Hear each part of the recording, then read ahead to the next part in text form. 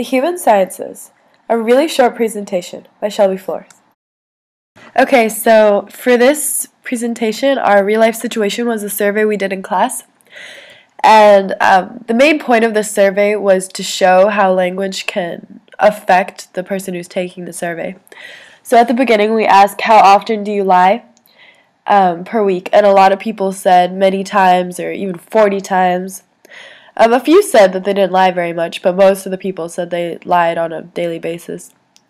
And so later we start asking more questions about morals and kind of almost judging the person taking the survey.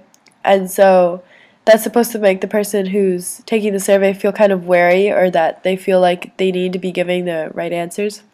So at the end of the quiz, when we ask how often they lie, most of the people said 90% of the time, like up to 90% of the time, they're truthful or more so. There are a lot of other points within the survey, such as overestimating your own abilities and underestimating others. But the main points that we were focusing on was the fact that language could actually change what you said or make you contradict yourself. So some of the KIs I thought up were people find what they are trying to find. To what extent is this true? Is manipulation through language inevitable? What role does emotion play in the study of the human sciences? Should freedom of press be controlled? How does language shape a culture? And does language limit our knowledge?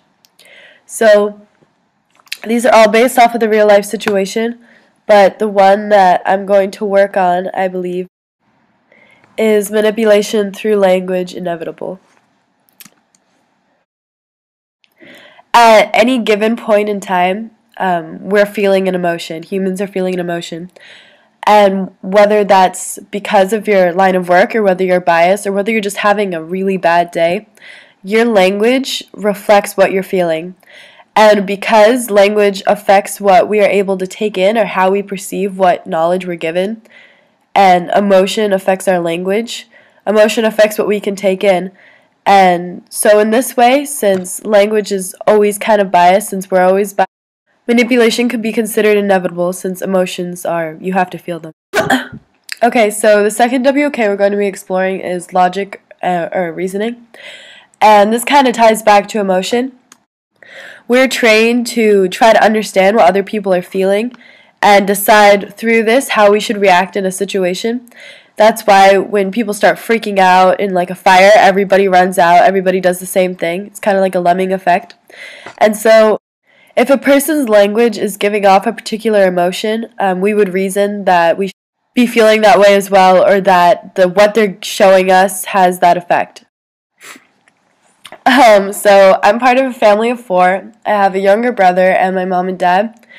And we kind of grew up with an Italian background. We're not supposed to be disrespectful to our parents, and we're supposed to try to not be sassy or talk back. So I kind of try to be devoid of emotion when I speak to them.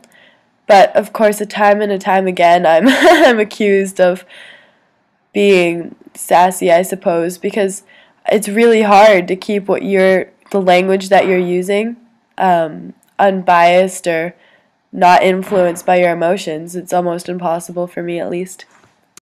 Also, on the point of reasoning, if they're in an aggressive mood, I end up feeling aggressive. Not like fighting or anything.